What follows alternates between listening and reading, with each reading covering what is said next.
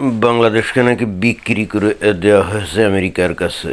এটা তো সাম্প্রতিককালে বহুল চর্চিত একটা খবর।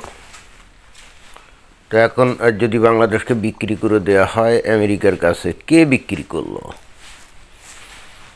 খবরে বলা হয় এই মোহাম্মদ ইউনূস সে নাকি বিক্রি করে দিয়ে গেছে।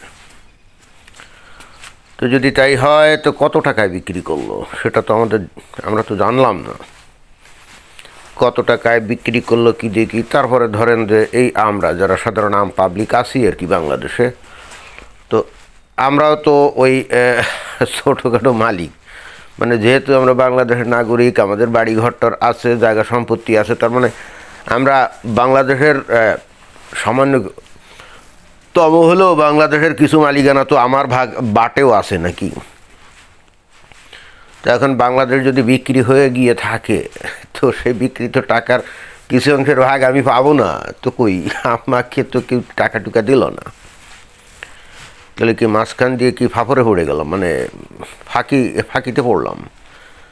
আমি তো এখন আমার বাটে যে টাকা আসবে সেটা তো আমি টোকাইতেছি, কিন্তু কেউ তো কোনো সারা শব্দ তো কিছু দিচ্ছে না।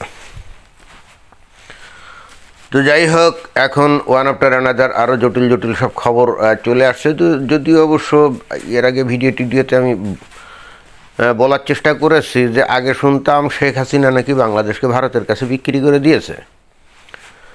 তো তাই যদি হয় তাহলে একটা বিকৃত জিনিস আবার মোহাম্মদ ইউনূস কি আবার বিক্রি করলো, তাহলে এই পরবর্তী বিকৃত ভাই ইনভ্যালিড হয়ে যাবে, তাই না? নর্মালি আপনি যদি কারো কাছ থেকে একটা জমি কিনেন, হ্যাঁ, এবং ওই যে নাকি আপনার কাছে জমি বিক্রি করছিল ও যদি পরবর্তীতে আবারও গোপনে অন্য কারোর কাছে জমি বিক্রি করে, তাহলে কোর্টে গেলে ওই যে পরে যার কাছে জমি বিক্রি করা হয়েছে না, ওই দলিল কিন্তু ইনভ্যালিড হয়ে যায়, ওই দলিল কিন্তু বাতিল হয়ে যায়। তো শেখ হাসিনা যদি ভারতের কাছে বাংলাদেশকে আগেই বিক্রি করে দিয়ে থাকে, পরবর্তীতে মোহাম্মদ ইউনূস যে আমেরিকার কাছে বাংলাদেশকে বিক্রি করলো, ভাই এই দলিল তো টিকবে না। আইনের কাছে যদি এটা নিয়ে যাওয়া হয়, মানে কেস করা হয়, এই দলিল কিন্তু টিকবে না। সুতরাং এখানে একটা জটিলতা আছে। তবে হ্যাঁ, আমেরিকার কাছে দলিল টিকুক আর না টিকুক, তারা তো এক নম্বর পরাশক্তি, বিশাল অর্থনৈতিক আর সামরিক শক্তির অধিকারী। তাদের দলিল যদি কোর্ট কাছারিতে অটেকা অবস্থায় যায়, তাহলে তারা কি ছেড়ে দিবে নাকি? তারা তো গায়ের জোরে সব দখল করতে চাইবে, তাই না? তো এই ধরনেরই একটা খবর এই যে এখানে দেখা যাচ্ছে যে বাংলাদেশ তুলে দেওয়া হয়েছে মার্কিন যুক্তরাষ্ট্রের নিকট। সেন্ট মার্টিনে হচ্ছে সামরিক ঘাঁটি এবং বন্দরে থাকবে মার্কিন যুদ্ধজাহাজ। আচ্ছা, তো আমেরিকার তো গোটা পৃথিবীতে কত প্রায় 700টার মতো ঘাঁটি আছে বিভিন্ন দেশে। তাহলে এখন আমেরিকা কি বাংলাদেশে এসে ঘাঁটি গাড়বে? আমেরিকা কি বাংলাদেশে এসে ঘাঁটি গাড়বে? কোনো একবার একজন মানে বুদ্ধিজীবী টাইপের কেউ বলছিল যে বাংলাদেশের উন্নতির জন্যে সবচেয়ে শর্টকাট ওয়ে কী হতে পারে। তো তখন মানে বলা হয়েছিল যে বাংলাদেশে আমেরিকাকে একটা ঘাঁটি করতে দিতে হবে।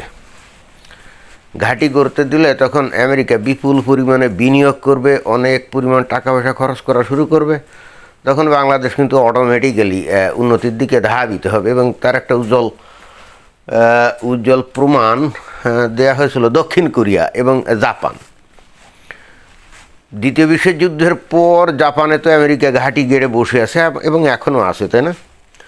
এবং ফলাফল আমরা দেখছি, এই জাপান এই দ্বিতীয় বিশ্বযুদ্ধে দুইটা পারমাণবিক বোমার ঘা খাওয়া সত্ত্বেও পরবর্তীতে পৃথিবীর প্রায় একক অর্থনৈতিক পরাশক্তিতে রূপান্তরিত হয়েছিল এই আমেরিকার পরই।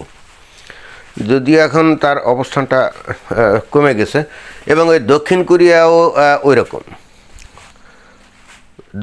কোরিয়া উপদ্বীপে যখন যুদ্ধ হলো, দক্ষিণ কোরিয়ার উত্তর কোরিয়া ভাগ হয়ে গেল না, তো এরপরে দক্ষিণ কোরিয়ার নিরাপত্তার জন্য ওখানে তো ওই আমেরিকা ঘাঁটি করলো। ব্যাস, আমরা এরপরে কিন্তু দক্ষিণ কোরিয়ার অর্থনৈতিক উল্লঙ্ঘন আমরা দেখি। অর্থাৎ আমেরিকা কোনো জায়গায় ঘাঁটি করলে, এইটা যে দেশে ঘাঁটি করলো তারা মনে করতে পারে যে তার স্বাধীনতা সার্বভৌমত্ব বিকয়ে গেছে, হ্যান গেছে ত্যান গেছে, কিন্তু ইভেনচুয়ালি ওই দেশটার যে উন্নতি হয় তার কিন্তু জাজ্বল্য প্রমাণ কিন্তু চতুর্দিকে ছড়িয়ে আছে। এই জন্যই বলা হচ্ছিল বা বলা হয় যে বাংলাদেশের উন্নতি যদি দ্রুত করা যায় তাহলে আমেরিকাকে একটা ঘাঁটি করতে দিতে হবে। কিন্তু মুশকিলটা হচ্ছে এই বাংলাদেশের মুমিন মুসলমানরা, মানে তৌহিদি জনতা, আদর্শিক কারণে আমেরিকাকে ভয়ঙ্কর ঘৃণা করলেও আবার সেই দেশে যাওয়ার জন্য পুরো একেবারে পাগল থাকে, উন্মাদ থাকে। আবার তারা এসে যদি কোনো মুসলিম দেশে কোনো ঘাঁটি মাটি করতে চায় তাহলে তার প্রচণ্ড রকম বিরোধিতা করে। যেমন উদাহরণস্বরূপ এই যে মধ্যপ্রাচ্যের দেশগুলোতে আমেরিকার ঘাঁটি আছে না, তো ওইখানে যদি গণতান্ত্রিক সিস্টেম থাকতো, এই সৌদি আরব, তারপরে আবুধাবি, দুবাই, কুয়েত, কাতার ইত্যাদি দেশে যদি গণতান্ত্রিক সিস্টেম থাকতো, আমেরিকা ওই জায়গায় কোনোদিনও এই ঘাঁটি তৈরি করতে পারতো না। যেহেতু ওখানে রাজতন্ত্র চালু আছে সেই হেতু ওরা আছে ওখানে। এবং তারপরেও তো ওই যে সৌদি আরবে যখন আমেরিকা ঘাঁটি করছিল, ওসামা বিন লাদেন তখন ওই যে 19 জন ছেলেকে দিয়ে আমেরিকা সে টুইন টাওয়ার কি বিমান হামলা করে ধ্বংস করে দিল না? মূল এজেন্ডা কী ছিল? মানে এই ওসামা বিন লাদেনের মূল সমস্যা কোথায় ছিল? সমস্যা ছিল এটাই যে সৌদি আরব হলো ইসলামের পবিত্র ভূমি, তো সেইখানে ইহুদি নাসারা কাফেররা এসে ঘাঁটি গাড়বে, এটা তো হয় না। এই জন্যই বস্তুত এই ওসামা বিন লাদেন কিন্তু আমেরিকায় টুইন টাওয়ার মানে বিশ্ব বাণিজ্য কেন্দ্র ধ্বংস করলো, তাই না? তো এখন এই অন্তর্বর্তীকালীন সরকার, মানে এই মোহাম্মদ ইউনূসের সরকার আমেরিকার কাছে বাংলাদেশকে বিক্রি করে দিয়েছে। এখন বলা হচ্ছে যে সেন্ট মার্টিন এসে ঘাঁটি করবে, আর বাংলাদেশের যে বন্দর আছে সেখানে আমেরিকান জাহাজটা আজ আসবে। এখন এইটাকে কী দৃষ্টি দিয়ে দেখা যায়? ভারতের কাছে বিক্রি করে দেওয়াতে বাংলাদেশের খুব সুবিধা হয়েছিল তা তো দেখি না।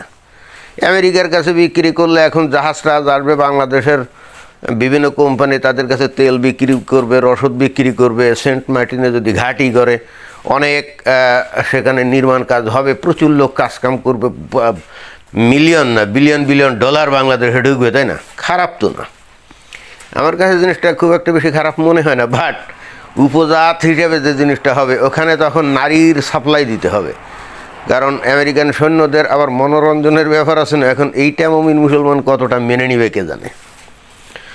তো যাই হোক, কোনো গরিব ফকির দেশের কাছে বাংলাদেশকে বিক্রি করার চাইতে আমার কাছে তো মনে হয় যে এই আমেরিকার কাছে বিক্রি করাটা ভালোই হয়েছে।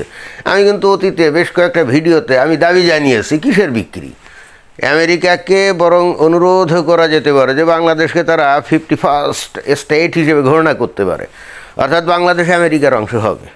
আর তখন আমাদের আর কষ্ট করে আমেরিকান এম্বাসিতে ভিসার জন্য যাইতে হবে না, আমরা তো অটোমেটিক্যালি আমেরিকান নাগরিক হয়ে যাব, আমেরিকান পাসপোর্ট হোল্ডার হয়ে যাব, তাই না? তো এটা তো খারাপ না। এটা নিয়ে এত কথা, এত আলোচনা সমালোচনা, এই যে ভারত কী করবে? লোমটা ছিটবে আমার। আমেরিকার কাছে যদি বাংলাদেশকে বিক্রি করে দিয়েই দেয়া হয় এবং আমেরিকা যদি এখানে ঘাঁটি মাটি গাড়ার সুযোগ পেয়ে যায় এবং অলরেডি নিয়ে কি পাবে, তো সেখানে ভারত চায় না কী করতে পারবে? লোমটাও ছিটতে পারবে না। এটাই হলো বাস্তবতা। কিন্তু মুশকিলটা হচ্ছে তৌহিদি জনতা আবার মনে করবে যে ইহুদি নাসারা কাফেরদের কাছে দেশ বিক্রি হলো, তারা এসে ঘাঁটি মাটি করতেছে। খুব জটিল পরিস্থিতি। আসলে কোথা দিয়ে কি হচ্ছে কে জানে, বোঝা বড় দায়। ধন্যবাদ।